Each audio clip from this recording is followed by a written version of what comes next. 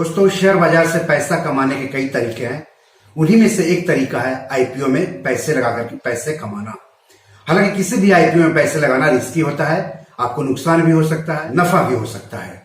तो electronics mart India का IPO 4 अक्टूबर को खुलने जा रहा है।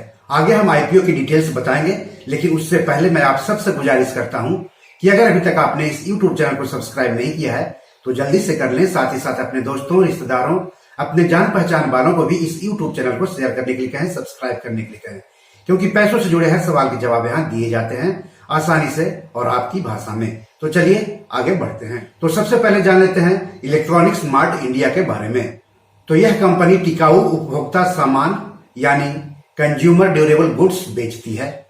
फिलहाल दक्षिण भारत में इसकी मौजूदगी है। कंपनी ने 1980 में अपना पहला रिटेल स्टोर खोला था।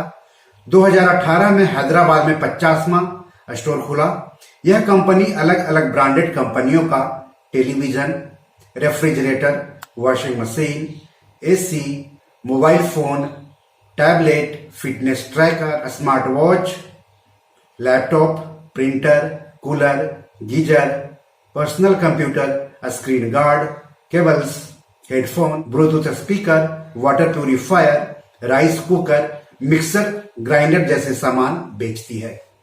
कंपनी का कॉर्पोरेट दफ्तर हैदराबाद में है।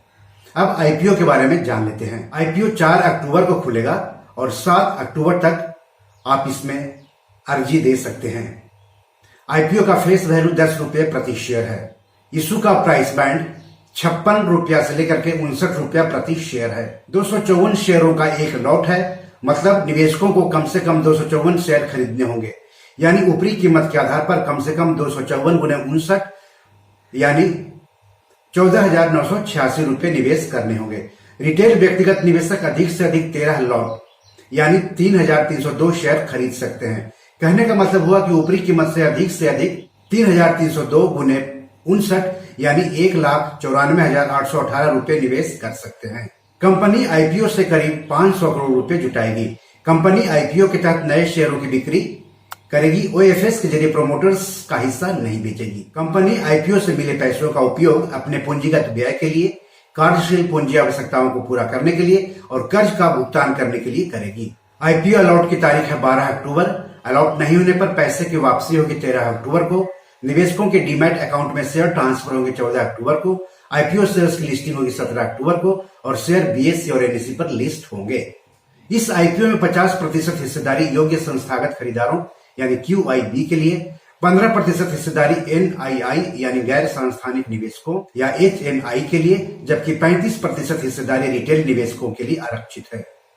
रिटेल निवेशक अधिक से अधिक 2 लाख रुपए तक निवेश कर सकते हैं।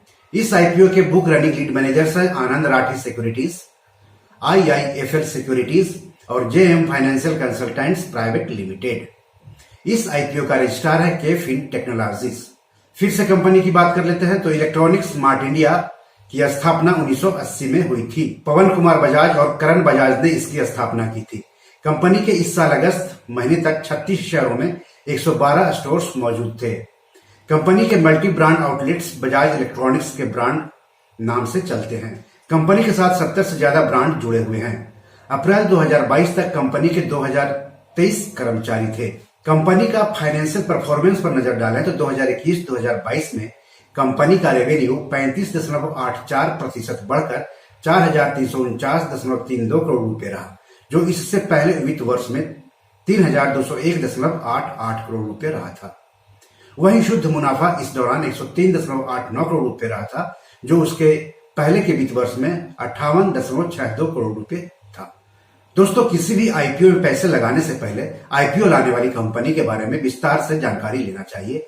साथ ही साथ आईपीओ से जुटाए पैसे का इस्तेमाल कंपनी कहां करेगी उस बारे में भी जानना जरूरी होता है।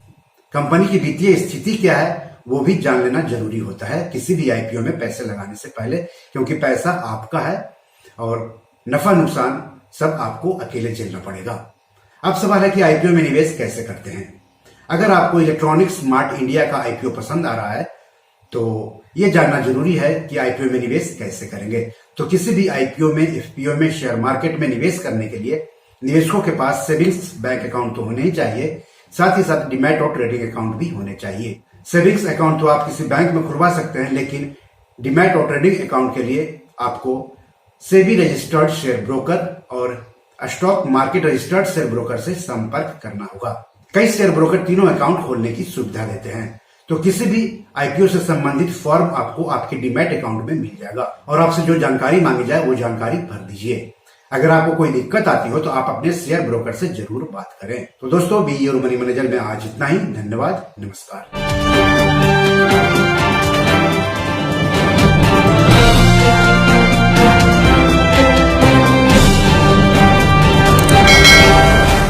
दोस्तों, ये मेरी 7 किताब है जो कि amazon.com पर पब्लिश है। आप इसे डाउनलोड करके पढ़ सकते हैं। इन किताबों के लिंक्स इस वीडियो के डिस्क्रिप्शन में दिए हुए हैं। इन 7 किताबों में से 5 किताब मनी मैनेजमेंट पर है, यानी पैसा निवेश करके अधिक पैसा कैसे कमाएं पर आधारित है।